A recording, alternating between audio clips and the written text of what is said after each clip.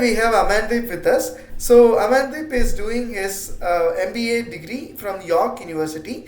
So let's get into the interview to see his experience.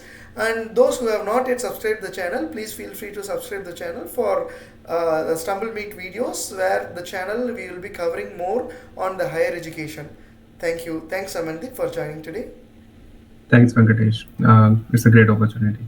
Amandeep, can you please introduce your background? Sure. So I am a MBA student at Schulich School of Business.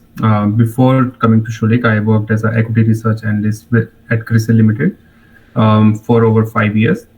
And my education degree is my education background was mostly in engineering, but quite early in the engineering, I decided to pivot towards finance.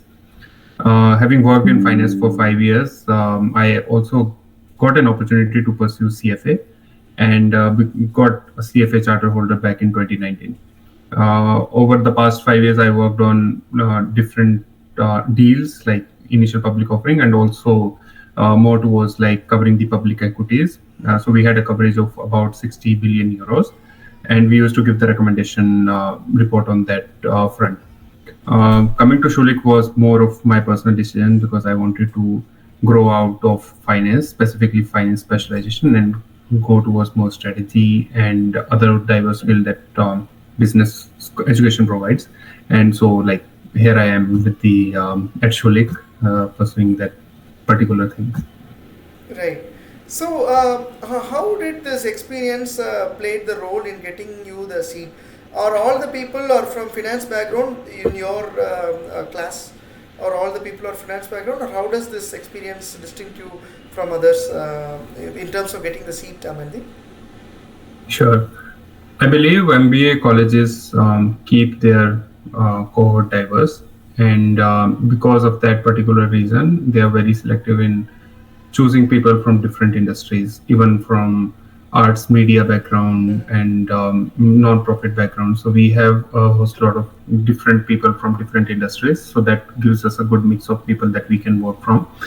Specifically coming to finance, there are good amount of people in our batch. There is a good representation, and what finance allows you to do, specifically if you've worked in profile like me, is like in the equity research, it has a bit of a component with relation to business. So you have familiarity with the concepts a little bit. So when you come to business education, you can grasp the ideas quickly. What it allows you to do is kind of give a more deeper analysis when you're working on your case competitions, or let's say your assignments. So you kind of drive the assignment forward, and that gives you more credibility, if you can say. And in business school, I guess the credibility is the most important thing as well. So I wonder, in this particular MBA program from the York University, do they expect students to have prior work experience, or do freshers right from their university bachelor's degree have anyone got their seat? No, so they have a requirement of 2 years of experience, specifically for international students. There are programs like JD MBAs who are combining their law degree with the business education. However, that option is not available for most of the international students. So I would say, like, for a traditional viewer, I think 2 years of experience is mandatory. Right. So in this particular MBA program, what kind of exams did you give to get this for the applying to the York University? One good thing about Schulich is its flexibility in terms of exams as well. In order to get into Schulich, I believe it gives you multiple options. You can give GMAT, GRE; those are traditional routes. You can get the advanced standing if you have gotten your education from North American region. Finally, they had an exemption for CFA as well. So if you had clear CFA level 2, you can get an exemption. So I got my seat through an exemption because I have clear CFA level 3. All right. And apart from this, was an IELTS a common criteria? Was it expected? IELTS is for the immigration, yes. All right. So not. Yes, if you haven't got your English, if you haven't got your degree in like English language, undergrad degree, then you need to give IELTS. Otherwise, you can get an exemption from for that as well. That is discretionary and depends upon your circumstances and what college decides. However, IELTS is generally recommended because it's a mandatory requirement for immigration, right? So you need to give IELTS in any case. Right. And with specific to this degree, how is the timeline works out? When one should be ready to apply for the university, and when can he expect to hear back, and what kind of the timelines, how the timeline works out? Sure. So typically, can you hear me? Yeah. Okay. So the typical timeline is I came in fall. So I guess I applied for the application. I submitted around September last year, and since then the process started. I heard back from the college in November, and I had my interview in November. So that was the first round of interview. After that, Schulich came back to me with an offer in February 2022, and that's how everything kicked on. Like after the immigration, so typical timeline is close to 4 or 5 months, wherein you will prepare for the interviews, you'll give the interviews, and during the interviews also there are different phases. So before you submit your application, you have to complete different phases. So how does this interview? What can one expect on this interview? I believe the interview landscape is evolving day by day, but Right. during my time, it was the first round was submit your application along with the score.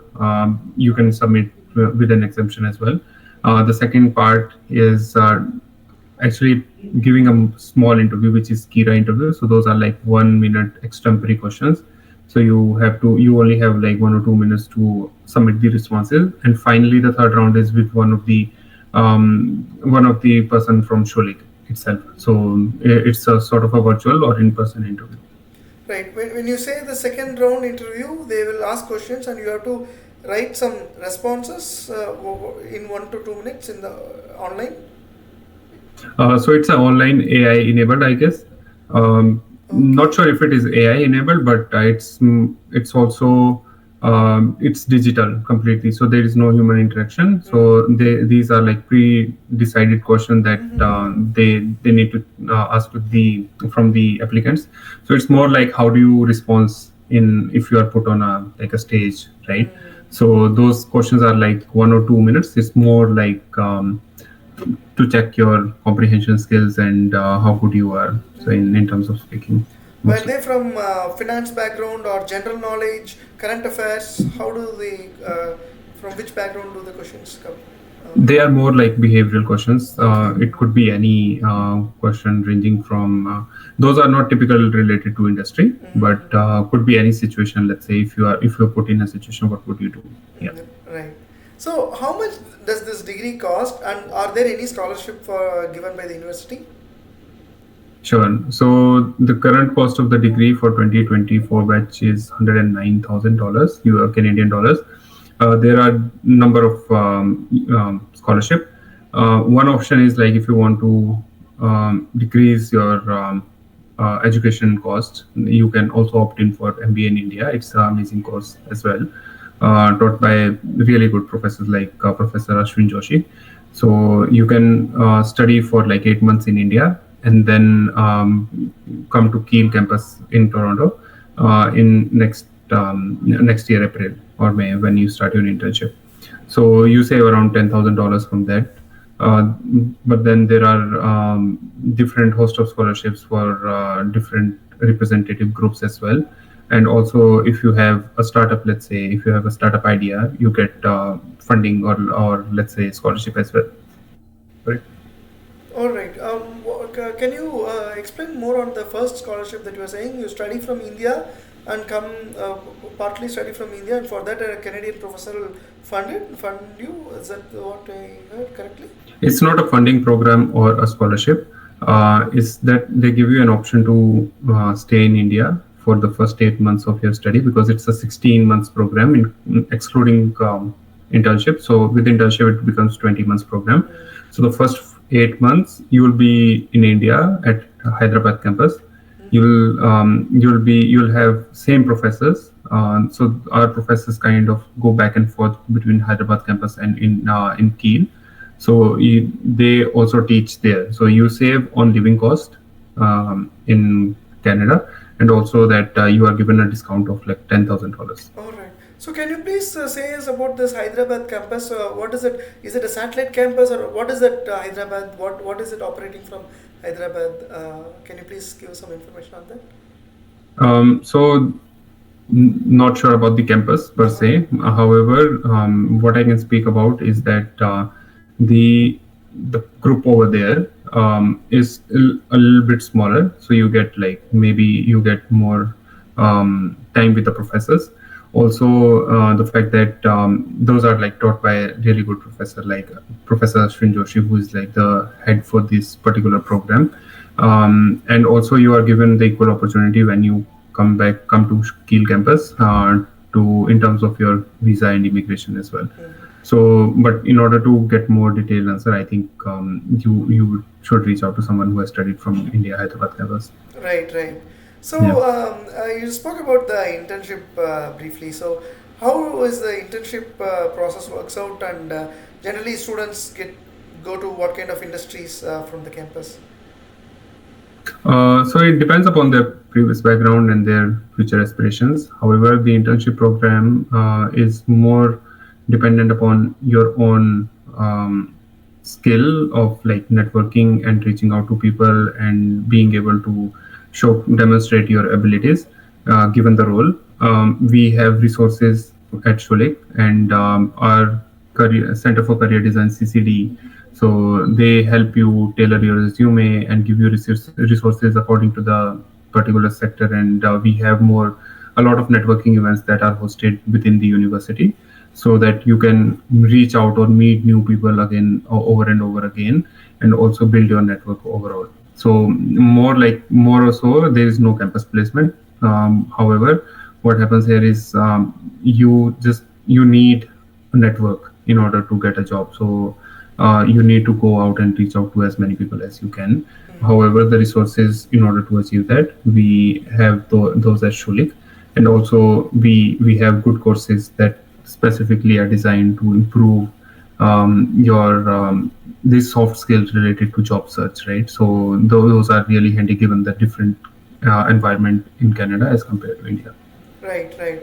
And with specific to the visa application, was it mandatory that you need to pay your first year fees or first semester fees upfront to the university to apply for the visa, or how does that fees payment works out? Right. So it's not mandatory that you should pay. You have to pay around 3,000 Canadian dollars to confirm your seat over here. However, when it comes to paying the entire semester fees, you can pay it that in installment. The first year pay, it becomes mandatory if you are applying through SDS route in immigration. So it's not specific to Schulich. It's generalized across like all the colleges. If you want to get through SDS, which is supposed to be the more secured route, so you need to pay the first year fees. But in general, there is no such requirement. Right. And coming to the part-time job opportunities, do students in the MBA program go for part-time jobs, or how does the course load and the part-time job works out? Right. People do go for part-time jobs, and I have a lot of friends who have been working in the part-times. What Schulich allows to do, and I mentioned it earlier as well, it gives you a flexibility in order to choose your course load as well, and also to tailor your own subjects, right? So you can take probably like evening classes if you're working during the day. There are like 2 or 3 professors for each subject, and you can tailor your week accordingly. So that gives you a lot of flexibility in terms of going for part-time jobs and earning while you are like learning. Are there many on-campus jobs, or do students often Yep. find, do students often also find jobs outside, or can they find it within campus? Both. So they probably like working in libraries or at a desk at like immigration services or student services are good opportunities that you can find within Sholek. There are other opportunities outside if you can find more like it. So it's not limited in a sense that you cannot work or anywhere else if you are studying in Sholek. A lot of people do. Right. So, when you were researching to pursue MBA, what made you to choose this particular program from York University? Right. So I cast my net wide. It's not that I was particularly looking for Schulich. Hello, Yeah, can you hear me? yeah, I can hear Yeah. you. Yeah. So yeah. So as I said, like I cast my net wide. Now I wasn't particularly looking for Schulich, but Schulich is tier one college in Canada, Oh, and that gives you, if when you go and network outside of Schulich as well, so you will hear good things about it, and also you have good representation at let's say management level for the Schulich graduates. So I wanted to be in certain environment where I can actually reach out to a lot of people who are at good positions, or I can get the access to the network which is like has represented Schulich at a good level. So that those were like my filters and criteria. right. So, can you please explain us about the course structure and specifically about the course load? Sure.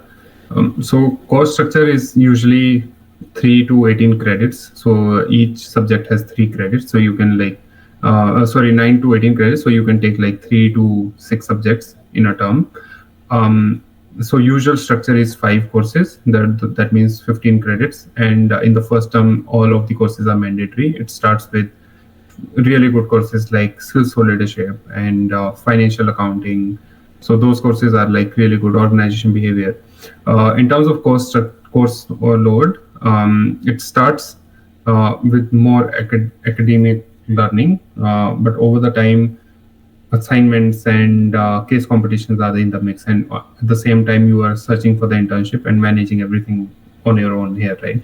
So at some point after I think 6 weeks, the course really peaks out. I mean, I after that you are performing like potentially at the higher level until the end of the term. So it's more like a curve graph wherein you are initially, if you slack, you're gonna find it difficult later on to catch up. So it really peaks out after like some time. Right, right. Uh, can you also please tell us about the campus life? Okay. So I particularly live in Assiniboine.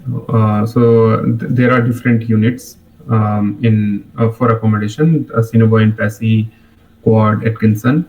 I would say majority of people I know live in Assiniboine, and it's become a close knit community. So then it becomes really easy for you to like collaborate on a few of the group projects. Let's say a lot of people also prefer to come to campus because it gives you an environment where you are like focusing on one particular task. There are so one thing that we all are really busy with is there are a lot of birthday parties because you meet with there is a batch size of let's say 180 and 200, right? So and MBAs usually are more, I think it's more of a close knit community where you meet with a lot of people, you engage with the community, and that's how MBA is structured essentially. So you end up making a lot of friends as well. So then you, even though you are busy, you make time for these smaller things, which makes a world of a difference when you are outside home, right? So when you are like in a different country altogether. Right. So, as someone from outside, from say from India or international student, when they come to into an MBA program, how do they make sure they get to know the Canadian business way of doing business or the laws involved in those business aspects? So, what kind of curriculum they incorporated that make sure this gap is bridged in this program? So to better understand your question, you are asking like how can I, as an international student, learn how business is done in Canada, right? Right. And specifically, you're asking how Schulich has provided you with the Yep. resources that can help me assess this. Right. Okay, so in terms of courses, there are different pillars in order to assess that. So for the first thing is the courses, the course load. I believe few of the courses are really relevant to understand the not the business world. First year is generally a general program wherein you learn more academic, but for the from the second year and from the specialization, I took few of the specializations, more specialization courses. Those were very relevant for the industries. For example, I took impact investment, right? So given that impact investment and sustainable finance is really new, the course content and the course load was designed in such a way that we apply the concepts right there. And despite it being a new field, we were explained what's happening right now in the field, and what can we potentially look in like it can potentially look in 5 years. So course content is one. The second is obviously the networking events. So people or the professors invite industry professionals who talk about their own company and the industry that they're working in, what's changing, what's not. And the third pillar is networking. Essentially, networking is a way to not only to get a job but also to get the information. So when you go out in the world and start networking, you get pieces of information which are not which you don't see essentially in the class and the networking in the other events, but you can slowly start building the schema of the world around yourself, right? So you kind of learn the industry by engaging more with the community, I would say again. Right. So, are there any, since this is a business program, I'm just curious to know, are there any startup support programs incorporated? Just wondering, do you have any classmates who actually run startups, so who are the founders of startups? How does it work out? Yes, in fact, I believe Schulich has one of the strongest startup ecosystem. Mm-hmm. And one of the professors who is really has his skin in the game is Chris Carter. Mm-hmm. And we had startup nights initially when we joined venture capital programs. There are case competition where our school represented the entire where our team represented Schulich at the entire Canadian VC ecosystem. So there are different clubs and different programs that are specifically related to that.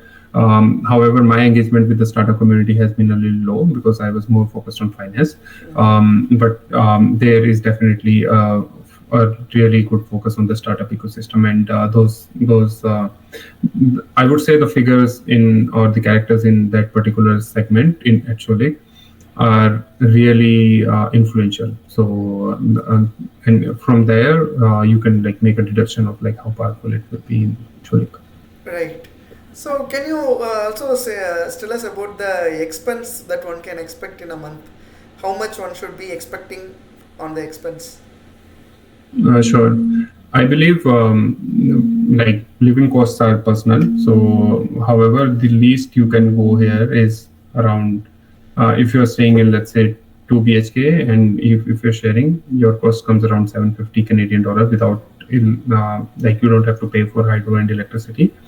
Over and above, you can keep. I would say with inflation, a minimum of 400 is required because with inflation, everything has become like a bit costly.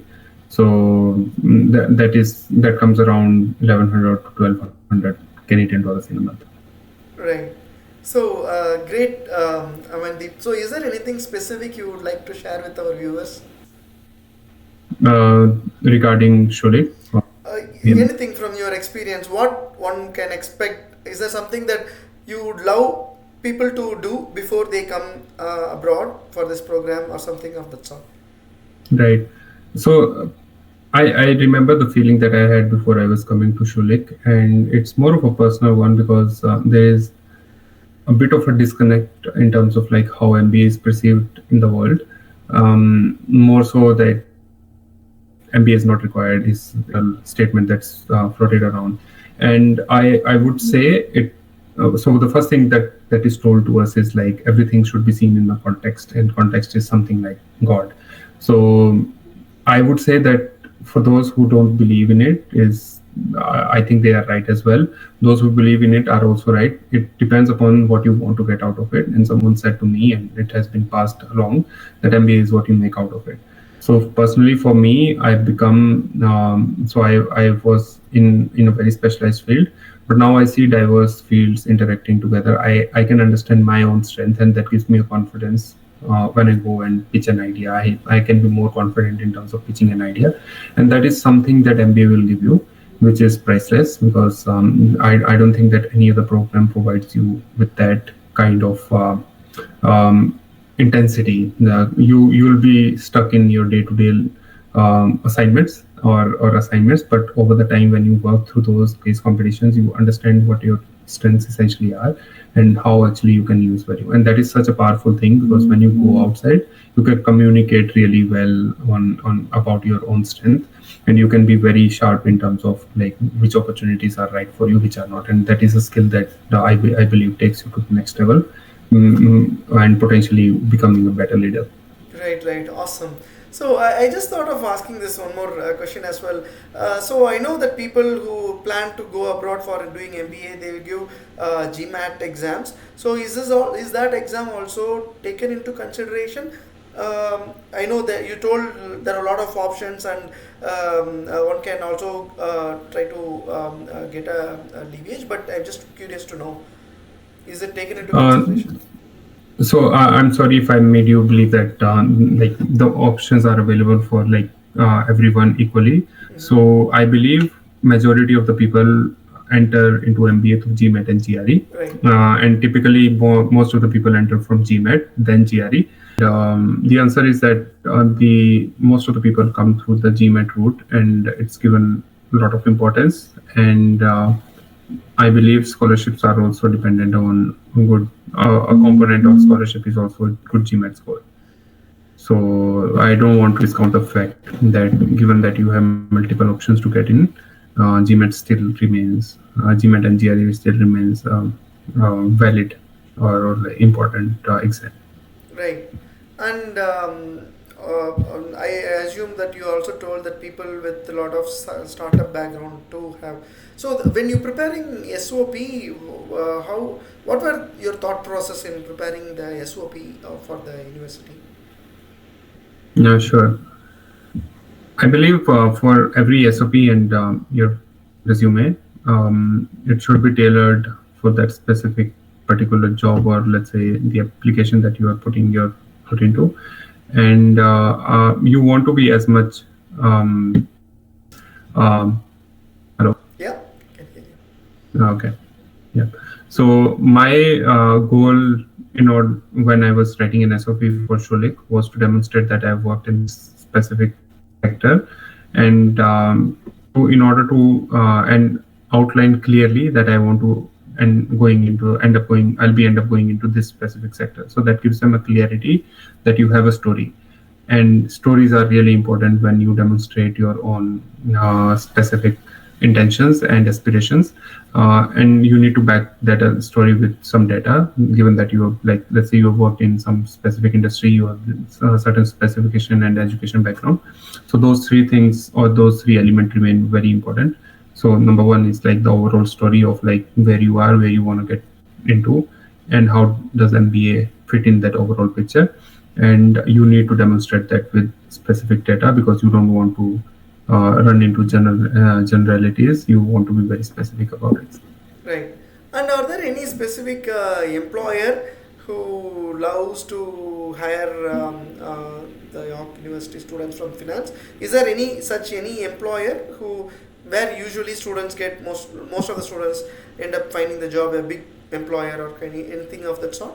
Me about a specific employer who loves to come to the college. Yeah. Um, I remember that we recently signed um, a memorandum with one of the wealth management firm. That name is skipping from my mind at this moment. But apart from that, we have a good representation from different companies. However, this term, for some reason, I don't want to quote it as a trend. A lot of people are going to in terms with CIBC. So CIBC is one of the top five bank in Canada. Right. Great, great. Thanks a lot, Amandeep, for sharing your valuable information. Great. Thank So, you, Venkatesh. right. Yeah. So, viewers, I hope yeah, your I hope you and your viewers find it valuable, and happy to help in any capacity right, if you find it helpful. right. So, can you also say about the weather conditions in the city? Apparently, this time weather, the winter was mild. That's what they say. But coming from a tropical country, it feels cold. So until recently, I think we were in sub-zero temperature for most of these 4 months in winter term, and now the spring has arrived finally, and summers are coming. We can feel it, but yeah. So I there is a general notion that it's going to be very difficult. However, you do get let's say winter jackets and resources which you can use. It's not that difficult. I believe like you even if you're like from a hot climate, if you come from a country with hot climate, you can still manage it really well. So that shouldn't be one of the worry, I would say. Right. Is there any preparation in terms of clothing that one comes from India or any other tropical country has to do it prior coming here? Like something they need to do something of the sort? Is it better if they So bring you something? should get few of your winter clothes, like not much, just to keep you warm. If let's say the unit's heater is not on, like for example, we live in apartment, so it has a centralized heating. So like you need hot warm clothes for like specific period. However, most of the shopping should be done from Canada itself because they have materials that can help you like survive during the winters, which really work well outside. You don't feel cold even in like -20, -25 degrees. So those are specific materials, and you should buy it from here. Great, great. Thanks a lot, Mandeep. Thanks for sharing your valuable information. And for viewers, like I always say, this is the experience of Amandeep, and like I always say, the two people's experience may not be the same, and you please have to do your thorough research in terms of finding your idea and your place where your journey as where you would like to go, and check if the particular program suits your requirements, have their curriculum that will tailor you to the place, to the level where you would like to achieve. And thanks a lot for joining today, Amanda. Thank you, Venkatesh. It's been really fun. Great.